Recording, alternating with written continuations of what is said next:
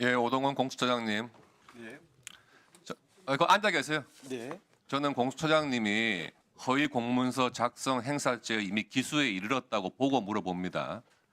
다른 의원님들 질문처럼 그렇게 주저리 길게 말씀하실 필요 없고 제가 지금 여러 가지 질문을 할 거니까 단답형으로 간단하게 대답해 주세요.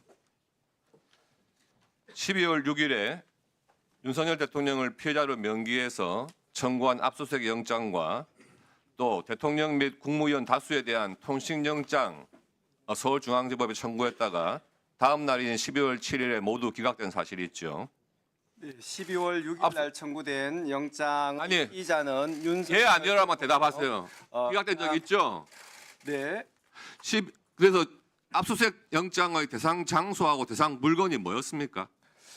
그 당시에 윤석열 대통령 또는 대통령실이나 그다음 대통령 관저는 전혀 포함되어 있지 않았고 지금 박안수 그다음 아니 대상 장소하고 물건 말씀하시라니까. 그다음 그 국회 그다음에 선관위 이런 부분에 대해서 압수수색을 한 것으로 예, 알고 그 있습니다. 12월 8일에도 윤석열 대통령에 대한 압수수색 영장과 통신영장 서울중앙지법에 청구했다가 또 기각된 사실이 있죠. 그때도 마찬가지로 피의자로 윤석열 대통령이 피의자들 중에 한 사람으로 들어가 있는 것은 맞지만 피의자 윤석열 기각됐죠. 대통령을 압수수색 대상으로 또 대통령 관저나 대통령실을 압수수색 대상으로 하지는 않았습니다. 그러면 12월 6일 날 청구했던 영장과 12월 8일 날 청구했던 영장의 압수수색 대상 장소와 대상 물건이 동일했습니까?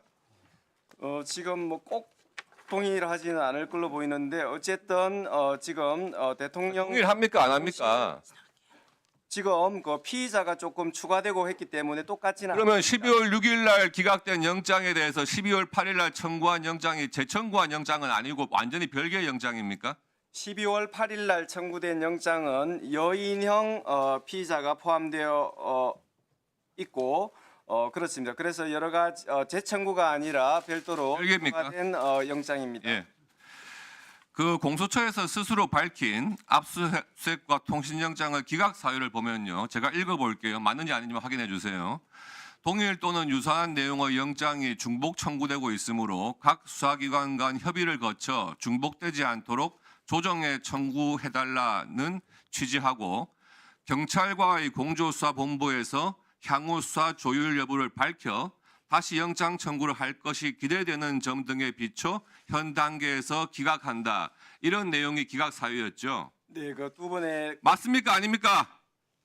아니 지금 기각 사유가 이게 맞습니까? 아닙니까? 맞습니다. 예, 네. 물어보겠습니다.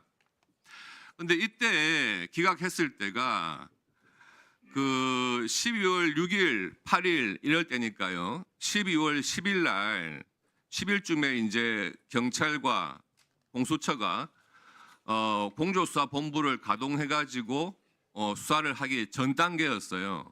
전 단계에서 이렇게 기각 사유를 서울중앙지방법원에서 밝힌 겁니다. 그런데 그 두 번째 사유를 보면은요. 경찰과의 공조수사본부에서 향후 수사 조율 여부를 밝혀서 다시 영장 청구를 할 것이 기대된다. 이렇게 밝히고 있거든요. 당시에는 공수처의 대통령의 내란죄에 대한 수사 권한이 과연 있느냐에 대해서 당연히 의문이 들고 있었고 경찰만이 대통령에 대한 내란 수사 권한이 있다 해서 지금 공조수사본부를 꾸려가지고 수사를 할 것이다. 이렇게 지금 진행되고 있던 상황이었어요. 그러니까 서울중앙지법에서 기각할 때 당연히 이런 문구가 들어가는 겁니다. 공수처에 대해서 이 맥락 그대로 보면은 대통령의 내란죄에 대한 수사 권한이 없다 이렇게 읽히는 거 아닙니까?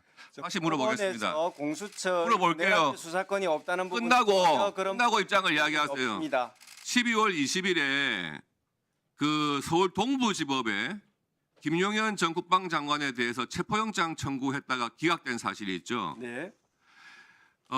이 김용현 전 국방장관은 12월 10일 날 벌써 검찰이 청구해가지고 서울중앙지법에서 발부된 구속영장에 의해서 구속이 된 상태였습니다. 네. 그래서 동부구치소에 있었기 때문에 12월 20일 날 김용현 전 장관에 대해서 체포영장 청구를 동부지법에 한 거 아닙니까? 피의자의 현재지를 찾아서 그렇죠. 동부법원에 갔습니다. 그런데 이 영장도 기각이 됐어요. 그런데 구속돼 있는 사람에 대해서 체포영장을 했다는 거는 그 구속된 피해자가 출석을 거부하기 때문에 체포영장을 한 거 아니겠습니까? 맞습니까? 예. 그런데 통상적으로 이런 경우에는 대부분 체포영장이 발부가 되죠. 그런데 이 구속돼 있는 사람을 소환 조사하기 위해서 청구한 체포영장까지도 기각이 됐단 말이에요. 서울동부지법에서. 그 기각 사유가 뭐였습니까? 뭐 지금 정확하게 기억하지는 못하는데 뭐 내란죄 수사권이 없다는 그런 부분하고는 전혀 관계 없는 부분입니다. 다시 한번 말씀해 보세요. 내란죄 수사 권한하고 전혀 관계가 없어요? 제가 그 자료를 지금 출석 요구에 응하지 아니하거나 응하지 아니할 우려가 있다고 단정하기 어렵고 이 사건 피의 사실의 내용, 수사 진행 경위 등을 고려해서 기각한다 그런 취지입니다. 그런데 이 기각 사유를 왜 검찰에 송치하면서 기각 사유 부분을 가리고 송치를 했습니까? 뭐 저희들은 뭐 가리고 뭐 그런 적은 없습니다. 뭐 그런 부분 뭐 복사하면서 그런 행위가 있는지는 모르겠지만 기록을 지금 송부하면서 특정 부분을 가린 적은 전혀 없는 걸로 알고 있습니다. 12월 6일과 8일에 압수수색 영장과 통신영장 청구했다가 기각된 그 영장에 대해서 서부지법에 체포영장과 수색영장 청구할 때 기록에 다 첨부를 했습니까? 당연합니다. 저희들이 여러 가지 그 답변을 통해서 그런 부분 충분히 말씀드렸는데 계속 의혹을 제기하시는데 그런 부분 다 포함해가지고 영장 청구한 거 맞습니다. 그러면 검찰에 송치하실 때 이 6일과 8일의 영장 이런 부분에 대해서 다 첨부해가지고 사건 송치하신 건 맞습니까? 의원님 당연합니다. 예. 알겠습니다. 네, 수고하셨습니다. 박선원 의원님 질의